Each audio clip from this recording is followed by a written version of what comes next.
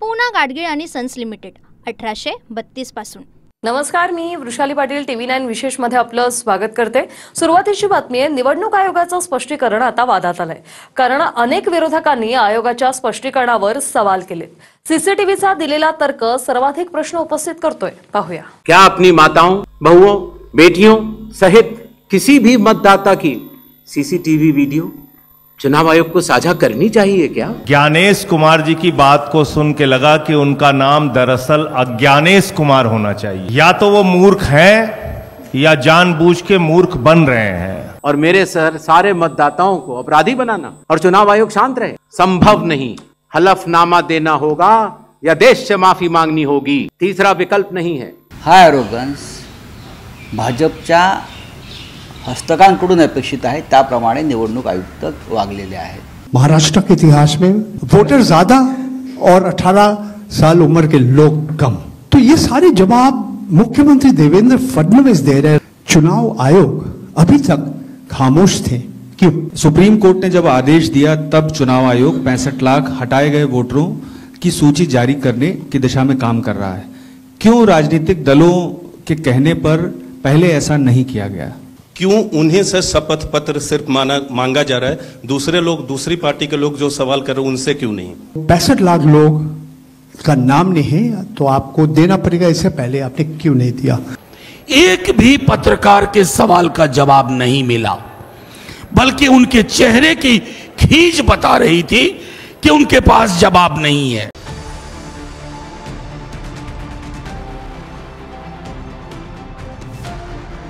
राहुल गांधींच्या मतदान चोरीच्या आरोपांवर काल निवडणूक आयोगानं स्पष्टीकरण दिलं, मात्र त्याच स्पष्टीकरणावर अनेक प्रश्न उभे राहू लागले।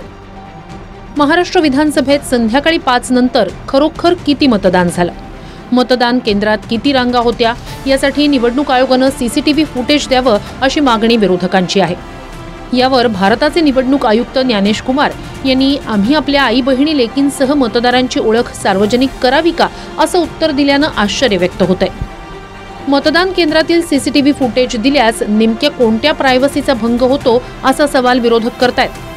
कई मतदाताओं की फोटो उनकी अनुमति के बिना मीडिया के समक्ष रखी गई, उनके ऊपर आरोप लगाए गए, उनका इस्तेमाल किया गया। क्या अपनी माताओं, बहुओं, बेटियों सहित किसी भी मतदाता की सीसीटीवी वीडियो चुनाव आयोग को साझा करनी चाहिए क्या?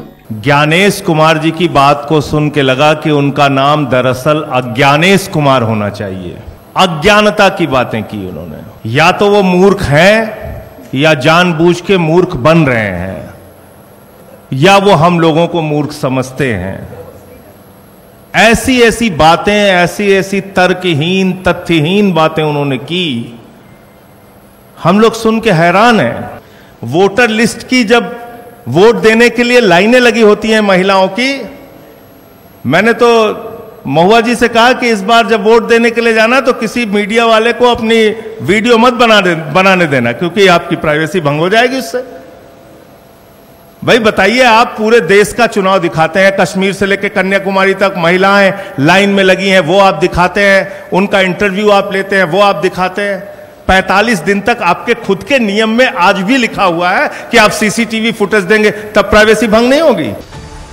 राहुल गांधींनी मत चोरी आणि बोगस मतदारांचे जे आरोप केले तेच आरोप भाजपचे खासदार अनुराग ठाकूर यांनीही केले। यावर निवडणूक आयोग राहुल गांधींप्रमाणे भाजप खासदाराकडून का शपथपत्र मागत नाही, यावरही आयोगानं स्पष्ट उत्तर दिलं नाही। वायनाड, रायबरेली, डायमंड हार्बर, कन्नौज, मैनपुरी, कोलाथुर विधानसभा, 5 लोकसभा 1 विधानसभा। अब इनमें देखिए किया क्या है। वायनाड में 93,499 डाउटफुल वोटर हैं, जिनमें से 20,438 डुप्लीकेट वोटर हैं, 17,450 फेक एड्रेस के साथ हैं, 4,246 मिक्स्ड हाउस होल्ड है और 51,365 वोटर मास एडिशन में हुए। Bulk voters in single address, single bedroom का घर है, 80 वोटर रह रहे हैं उसमें, दिखाइए, जूम इन कीजिए। अलग अलग नाम, अलग अलग परिवार, और जब हम वहां जाते हैं हमें बताया जाता है यहां पे 80 लोग नहीं रहते, यहां पे ये लोग हैं ही नहीं, कोई नहीं जानता इनको। बूथ नंबर 366 पे वही कहानी, ये देख लीजिए, छोटा सा 1 बेडरूम का घर है, ये सब लोग इलेक्शन कमीशन के मुताबिक ये सब लोग इस घर में रहते हैं, और जब हम वहां जाते हैं एक भी नाम नहीं मिलता। ग्रेडेड रिस्पांस होता है चुनाव आयोग का। अगर आप किसी भी विधानसभा के निर्वाचक हैं और समय रहते हुए अगर आप त्रुटियां बताते हैं तो आपको फॉर्म 7 भरना होता है, और समय परिधि के बाद अगर गलतियां बतलाते हैं तो उसको सिर्फ एक राजनीतिक स्टेटमेंट माना जाता है।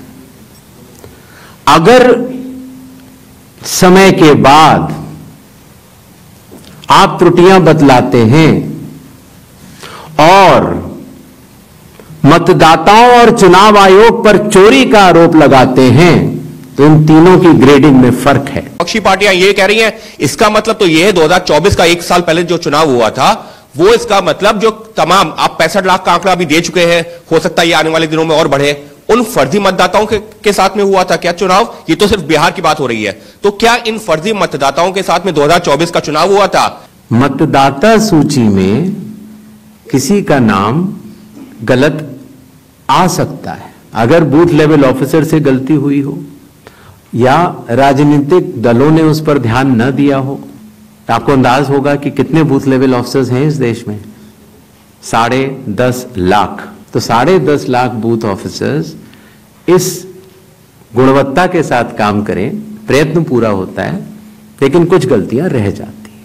अब वो गलतियां सुधारी कैसे जाएं? तो उन गलतियों को सुधारने के लिए ही चुनाव आयोग ने जिन जिन राजनीतिक दलों को मान्यता दी है उन दलों को ही यह अधिकार दिया है कि आपके जिला अध्यक्ष बूथ लेवल एजेंट्स को नामित कर सकते हैं, और वो उनको सूची भी दी जाएगी और वो उसको शुद्ध भी कर सकते हैं। कहने लगे साहब गड़बड़ी हुई है, लेकिन राजनीतिक दलों ने हमें नहीं बताया कि गड़बड़ी हुई है। तो मैंने कहा ये तो वही किस्सा हो गया कि एक बदमाश थानेदार आया एक इलाके में, उस थानेदार ने अपने सिपाहियों के साथ मिलकर इलाके में डकैती डाल दी। डकैती डाल दी तो फिर वो थानेदार पकड़ा गया। थानेदार जब पकड़ा गया तो थानेदार ने कहा कि साहब इस इलाके के लोगों ने बताया ही नहीं कि डकैती डालना गलत बात है। भैया SIR आपने शुरू की, वोटर लिस्ट ठीक करना आपका काम है। 2018 का सुप्रीम कोर्ट का जजमेंट है, वोटर लिस्ट ठीक करना सिर्फ और सिर्फ चुनाव आयोग की जिम्मेदारी है। महाराष्ट्र में वोटर लिस्ट बढ़ी, समय रहते जब ड्राफ्ट सूची थी तो दावे और आपत्ति क्यों नहीं जमा कराए गए? जब रिजल्ट निकल आया तब याद आया कि यह गलत था, और एक भी मतदाता का नाम सबूत सहित आज तक चीफ इलेक्टोरल ऑफिसर महाराष्ट्र को नहीं मिला। चुनाव हुए 8 महीने हो गए। महाराष्ट्र में क्यों नहीं उच्चतम न्यायालय में चुनावी याचिका दायर की गई? फिर एक बात यह कही गई कि आखिरी घंटे में इतना मतदान कैसे? चुनाव आयोग ने जवाब दिया था और आप सबने लिखा भी था कि अगर 10 घंटे मतदान होता है तो हर घंटे 10% का औसत होता है। आखिरी घंटे में 10% से कम मतदान हुआ। ये 70 लाख वोट जो दादा मिले, आज तक उन्होंने उसका जवाब दिया नहीं है। हम बार बार उनसे मांग करते हैं मीटिंग की, मेरे पास अभी प्रूफ है। हाल ही में हमने उनसे मांग की तो हमें बताया 5 तारीख, 7 तारीख, 12 तारीख, 14 तारीख, 26 तारीख, अगस्त की कितनी तारीख है, उसमें से आपको कौन सी सुविधा है बताओ। हमारे पार्टी के सचिव है अनिल देसाई जी ने, उन्होंने कहा 12 अगस्त को हमें चाहिए, तो कहा नहीं 12 तारीख का शेड्यूल फाइनल हुआ है। 12 तारीख को किसको मिले? जिनको इन्होंने हमारा चुनाव चिन्ह और हमारा नाम भी पार्टी का दे दिया। अगर किसी चीज की शिकायत की जा रही है तो क्या चुनाव आयोग सबसे पहले शिकायत की जांच करने पे जोर देगा या शिकायतकर्ता कौन है उसकी जो है वो कलई खोलने पे जोर देगा? ये एक ऐसी सवाल, एक कॉन्स्टिट्यूशनल इंस्टीट्यूशन पे इस तरह का दाग भी लगना अपने आप में शर्मनाक है। यानी अगर उससे आप हमें बचाइए, इस देश को तो बचाइए, इस डेमोक्रेसी को बचाइए, हम आपसे ये उम्मीद करते हैं। आयोग लगातार क्लेरिफाई कर रहा है और कह रहे हैं सारे डाटा जो है सो मिसलीड करने वाले हैं, लेकिन आज भी राहुल गांधी ने इस बात को कहा है कि महाराष्ट्र में 1 करोड़ मतदाता जोड़ा गया, वोटों का हेराफेरी लगातार किया जा रहा है। तो क्या इससे चुनाव आयोग की छवि धूमिल नहीं हो रही है? अगर धूमिल हो रही है तो आप लोग लीगल एक्शन उनके खिलाफ क्यों नहीं ले रहे? मतदाता सूची में अगर 2 जगह नाम हो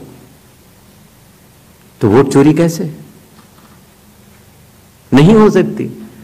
वोट तो एक मतदाता एक ही बार डाल सकता है कि चूंकि इस तरह की पीपीटीज बनाई जाएं जिसमें कि चुनाव आयोग के डेटा को गलत तरीके से एनालाइज किया जाए। इतने संगीन विषयों पर बिना हलफनामे के चुनाव आयोग को काम नहीं करना चाहिए। ये संविधान और कानून दोनों से विरुद्ध में होगा। और इन सब के समक्ष, सारे मीडिया के समक्ष ये कहना कि अगर मतदाता सूची में आपका नाम एक बार और है तो आपने 2 बार मतदान किया होगा और कानूनी अपराध किया होगा, और मेरे सारे मतदाताओं को अपराधी बनाना और चुनाव आयोग शांत रहे, संभव नहीं। हलफनामा देना होगा या देश से माफी मांगनी होगी। के एक मतदाताओं की वीडियो क्लिपिंग दे दी और वीडियो क्लिपिंग में एक लड़की वोटिंग करके आई थी, उससे पूछा आपका नाम क्या है, उन्होंने अपना नाम बताया। बोला आप कहां से हो? तो अन्य राज्य में थे। यहां कैसे हूं? मैं कॉलेज में पढ़ती हूं। कौन से कॉलेज में पढ़ती हूं? नाम नहीं बताने आया, गई निकल के। ये वीडियो क्लिपिंग ही दे दी इलेक्शन कमीशन को। देखो कैसे चुनाव में कैसे गलत वोटिंग हो रही है, कैसे झूठे नाम है, कैसे बोगस नाम है। एकच व्यक्ती अनेक राज्यात मतदार असेल तर ती नावं काढायची राहिली असतील, मात्र याचा अर्थ 4ही ठिकाणी मतदान झालं असा होत नाही, असं उत्तर निवडणूक आयुक्त देतात। ये आदित्य श्रीवास्तव जी हैं, ये महाराष्ट्र में वोट कर, इनका नाम महाराष्ट्र में है, कर्नाटक में है, उत्तर प्रदेश लखनऊ में है और कर्नाटक बेंगलोर अर्बन में है। 4 बार आता है, सेम फोटो सेम एड्रेस। दूसरा नाम दिखाइए, ये है विशाल सिंह, ये कर्नाटक में इनका नाम है, 2 बार कर्नाटक में आता है और 1 बार देखिए ये वाराणसी में साहब वोट कर रहे हैं। बिना किसी हलफनामे के 1.5 लाख मतदाताओं को नोटिस जारी कर दिया जाए, क्या यह न्याय संगत होगा? कानून में न प्रावधान है, न कोई शपथ पत्र है, न कोई एविडेंस है, न कोई सबूत है, तो क्या 1.5 लाख नोटिस जारी करके उन मतदाताओं को एसडीएम के दफ्तर में बुलाया जाए और यह कहा जाए कि आप फर्जी हैं? बिना किसी सबूत के किसी भी वैलिड मतदाता का नाम नहीं कटेगा। आपका बीएलओ खुद से फॉर्म साइन करके जमा कर रहा है, उसकी वीडियो सामने आई। क्या कार्रवाई की आपने? अमेरिका के राष्ट्रपति ट्रंप का वोट बिहार में बन गया, क्या कार्रवाई की आपने? कुत्ते का निवास प्रमाण पत्र बिहार में बन गया, क्या किया आपने? आप बेवकूफ समझते हैं इस देश के लोगों को? खुलेआम आपने एसआईआर के जरिए घपला घोटाला किया, मरे हुए लोगों को जिंदा कर दिया, जिंदा लोगों को मार दिया। Bureau report TV9 Marathi. Poona Gadgil आणि सन्स लिमिटेड 1832 पासून।